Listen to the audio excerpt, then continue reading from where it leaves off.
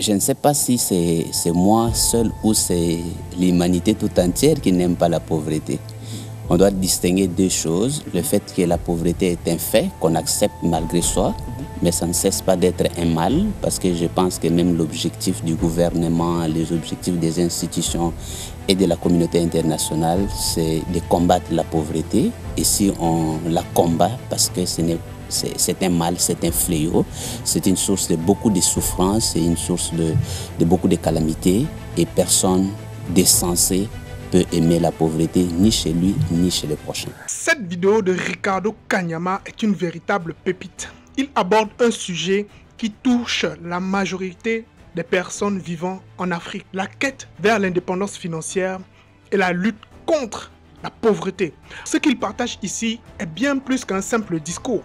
C'est tout simplement une sorte de route de feuille qui te permet de transformer ta vie. Si tu es à la recherche des conseils pour sortir de la précarité financière, laisse-moi te dire que cette vidéo, elle est faite pour toi. C'est parti. Petite pause. Si tu aimes ce type de contenu, n'hésite pas à me mettre un like et à t'abonner pour rejoindre la famille. Deuxièmement, j'ai récemment publié mon 4e livre intitulé « Gagner 1 million de francs CFA par mois avec Internet est aisé », dans lequel je te présente les business qui marchent et les business qui ne marchent pas.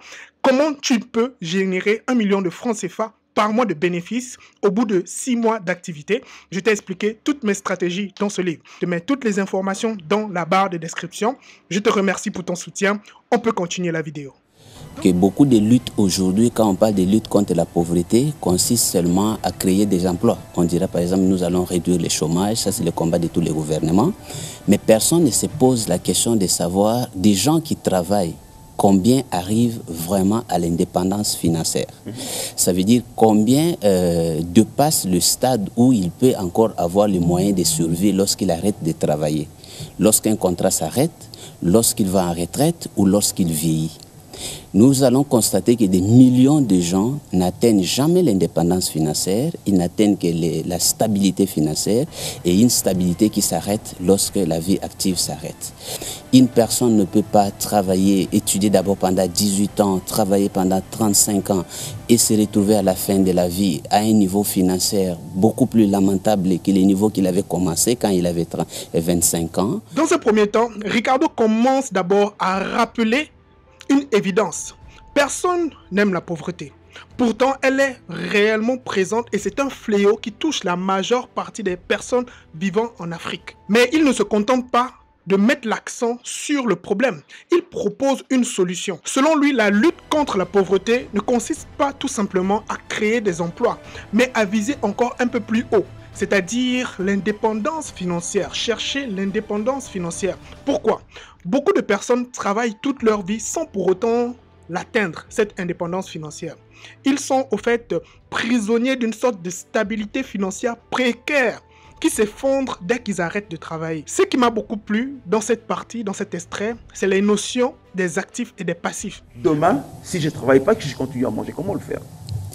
C'est justement, il faut comprendre d'abord que le système mondial d'apprentissage pour produire les richesses, c'est un système qui prépare l'homme à produire ce que nous appelons les revenus actifs. Un revenu actif, c'est un revenu qui est lié à ton travail, à ta contribution, à ton temps, à ton savoir. En fait, pour parler à des termes que les gens peuvent comprendre, tu es comme un groupe électrogène qui fait fonctionner les moteurs. Donc, si le groupe s'arrête, l'énergie aussi s'arrête. Ça veut dire que ces revenus ont un défaut. Son défaut, c'est qu'il s'arrête lorsque vous arrêtez de travailler. Alors, le grand problème, ce n'est pas ça. C'est que les gens ignorent le travail supplémentaire à faire pour passer du revenu actif, donc vivre de ces jours, du jour au jour, comme vous le dites, à un système qui vous permet d'avoir le revenu même lorsque vous arrêtez de travailler. C'est pour ça qu'il faut passer donc du revenu actif au revenu que nous appelons passif.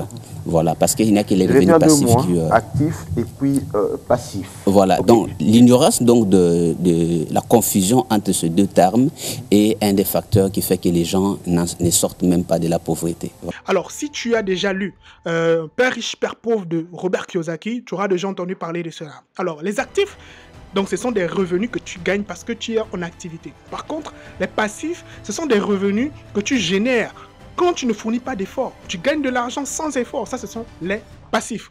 Et j'ai beaucoup apprécié la métaphore du groupe électrogène. C'est-à-dire que quand tu éteins ou bien tu arrêtes le groupe électrogène, il arrête de fonctionner. Cela veut dire quoi? Cela veut tout simplement dire que l'énergie aussi s'arrête. Donc, il ne pourra plus alimenter la maison. Ok? Quand tu arrêtes de travailler, qu'est-ce qui se passe? C'est que tes revenus aussi s'arrêtent. Donc, tu n'arrives plus à gagner de l'argent. Et ça, c'est vraiment un gros problème. L'objectif est de créer des revenus passifs, comme des investissements qui continuent à te rapporter de l'argent même quand tu ne travailles plus. Ricardo souligne aussi un point extrêmement important, un point très essentiel dans notre culture en Afrique. C'est les obstacles psychologiques et culturels. Parce que la richesse a deux aspects. Il y a l'aspect rationnel et il y a l'aspect psychologique. Et l'aspect psychologique est beaucoup plus important que l'aspect rationnel.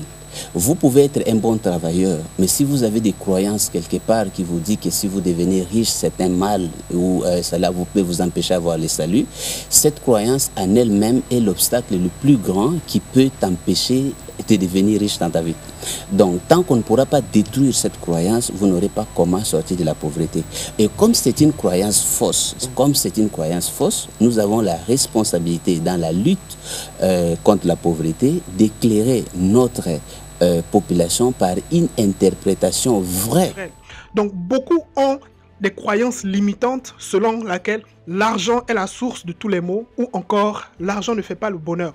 Donc, ces croyances limitantes nous empêchent de vouloir nous enrichir. Pourtant, l'enrichissement commence d'abord par une éducation financière et une prise de conscience de notre propre capacité à gérer de l'argent. Enfin, Ricardo Kanyama propose des solutions concrètes pour sortir de la pauvreté, notamment l'éducation financière, c'est-à-dire savoir déjà gagner de l'argent, c'est bien, mais il faut savoir gérer cet argent. Deuxièmement, il faut savoir épargner cet argent. Et pour terminer, il faut savoir aussi l'investir. Donc, ce sont les trois piliers sur lesquels l'éducation financière déjà débute. Ensuite, il propose également ce qu'on appelle la consommation intelligente. C'est-à-dire que tu consommes de telle manière à ne pas enrichir seulement les producteurs. Oui, parce que le plus important, c'est de consommer ce que tu produis. Voilà pourquoi en Afrique, on a un gros problème avec l'enrichissement parce qu'en Afrique, on consomme beaucoup plus qu'on produit. Donc, il faut être un producteur au lieu d'être un consommateur. Je prends un exemple simple. Si par exemple chez toi, tu fais un petit potager, salade, tomate ou tu élèves des poules, tu sais que la poule t'apporte non seulement de la viande, t'apporte des œufs, ok? Donc, tu n'auras plus forcément besoin d'aller sur des grandes surfaces pour acheter. Donc, cela te permettra d'épargner beaucoup d'argent. Et ça, c'est une sorte et une forme de consommation intelligente, tout simplement. Donc, il a aussi ajouté ce qu'on appelle donc les revenus passifs. Investir dans un projet, dans une activité qui te permettra donc de gagner et de générer de l'argent sans pour autant fournir des efforts. L'une des choses aussi qui m'a beaucoup marqué, c'est son histoire. C'est une histoire qui reste une histoire inspirante. Parti de seulement 15 $, il est devenu millionnaire en quelques années. C'est-à-dire qu'il a juste eu à faire des choix judicieux et intelligents. Et c'est ce qu'il nous partage dans son livre « La chef de ma mère ». Moi, personnellement, je l'ai lu au moins 3 fois pour vraiment sortir l'essence du livre. Pourquoi? Parce que le secret dit, quand tu lis un bon livre pour la deuxième fois, tu ne vois pas quelque chose que tu n'avais pas vu auparavant, mais tu vois en toi quelque chose qui n'était pas présent auparavant. Alors, en résumé, cette vidéo est vraiment une pépite. Donc, la lutte contre la pauvreté et la quête de l'indépendance financière est juste un rappel. Au fait, c'est un enjeu qui est majeur en Afrique, mais ce n'est pas insurmontable. Et donc, comme le disait lui-même Ricardo Kanyama, la connaissance est la clé de la libération. Donc, en apprenant à gérer ton argent, tu apprends tout simplement déjà à transformer ta vie et tout simplement aussi à participer au développement de ton continent. Merci Ricardo Kanyama pour ces précieux conseils. Cette vidéo mérite vraiment d'avoir des vues et de partager. N'hésite pas à le faire et j'espère que ce style de contenu t'a apporté un plus. Si c'est le cas, n'hésite pas à me lâcher un like. Tu peux t'abonner, ça fera plaisir. Et laisse-moi ton avis en commentaire. Sur ce, je te dis à une prochaine vidéo. C'était Nikwe. Ciao.